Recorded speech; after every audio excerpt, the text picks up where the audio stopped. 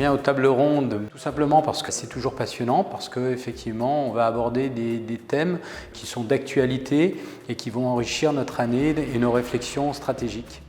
C'est toujours quelque part un moment de convivialité, premièrement, un moment de rencontre et d'échange dans la profession. On en apprend toujours. L'avantage de la table ronde, c'est qu'on rencontre le distributeur, le client, l'industriel sur une zone neutre, sur une zone où on n'est pas pollué par notre quotidien, par leur quotidien.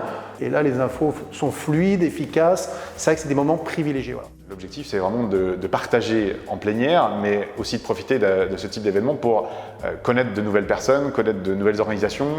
Ça permet de créer du lien. J'ai trouvé qu'il y avait une grande qualité dans le casting, une variété intéressante avec des gens qui, d'une part, nous parlent du marché, et d'autre part, des gens qui viennent d'horizons différents, comme les petits clous, comme la personne qui était sur un Fab Lab.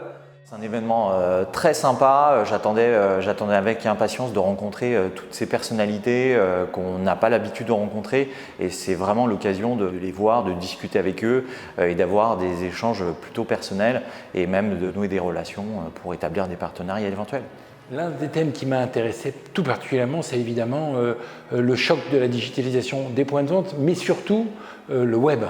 Je sens bien que ça effraie beaucoup de monde. Et s'opposent ceux qui en font une opportunité et ceux qui relèvent tous les dangers. Aujourd'hui, on se rend compte qu'on a une grosse partie de l'activité qui bascule sur le web. L'usage du téléphone mobile, du consommateur, du collaborateur, le côté digital du point de vente, c'est essentiel et ça fait partie des tendances annoncées depuis quelques temps. Ceux qui ne sont pas présents sur ces secteurs-là, sur ces sujets-là, qui n'apportent pas de réponse, aujourd'hui ils sont mis à mal. Le marché du bricolage, comme beaucoup d'autres, est en plein changement et je pense qu'il est nécessaire et utile à chacun de déjà voir où il est par rapport à la moyenne et puis peut-être d'entreprendre quelque chose. Mais le marché bouge énormément, ceux qui ne bougent pas sont perdus, que ce soit des distributeurs ou des fabricants. Il faut absolument continuer à nous renforcer, on a des intérêts communs, on a des choses à faire avancer aussi pour nos clients et je pense que ça, si on ne se rencontre pas, on n'y arrivera pas.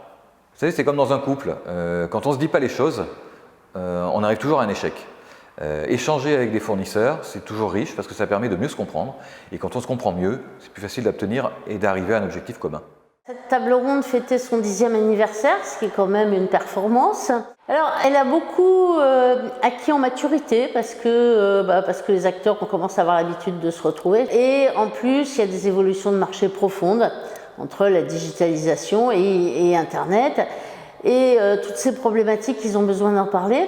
Ils ont également besoin d'avoir une vision globale sur leur métier. Et ça, ils aiment bien parce qu'il y a toutes les statistiques qui leur sont données.